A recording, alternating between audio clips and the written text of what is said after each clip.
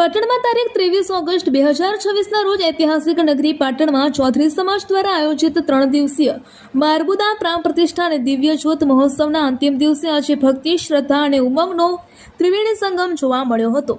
મહોત્સવના પાવન પ્રસંગે પાટણના આદર્શ વિદ્યા સંકુલ ખાતે વહેલી સવારથી જ શ્રદ્ધાળુઓનું ઘોડાપુર ઉમટ્યું હતું।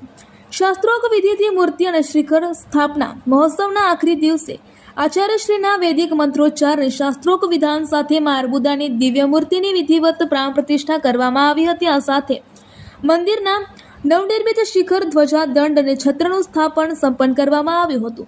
આ સમગ્ર મંડપમાં સાધુ સંતો અને ભૂદેવોના દિવ્ય મંત્રોચ્ચારથી વાતાવરણ સંપૂર્ણપણે ભક્તિમય બની ગયું હતું।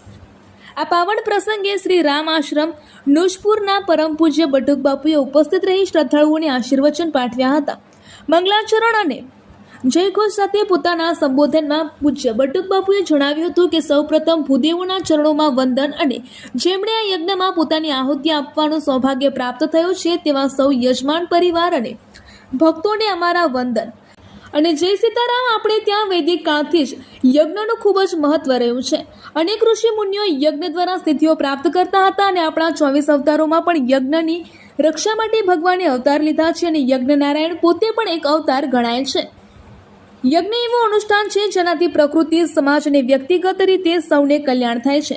સ્વાહાનો અર્થ જ છે કે જ્યાં બધું જ પોતાનું હોમી દેવામાં આવે છે તે જ સાચા અર્થમાં યજ્ઞ છે।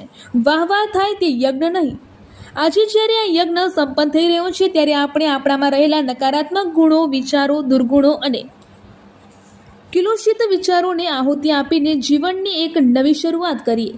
માં ભગવતી સૌ પર કૃપા બનાવી રાખે અને સૌને સુખ, સમૃદ્ધિ તેમજ સત્યના માર્ગે ચાલવાની પ્રેરણા આપે એ જ અમારા આશીર્વાદ છે।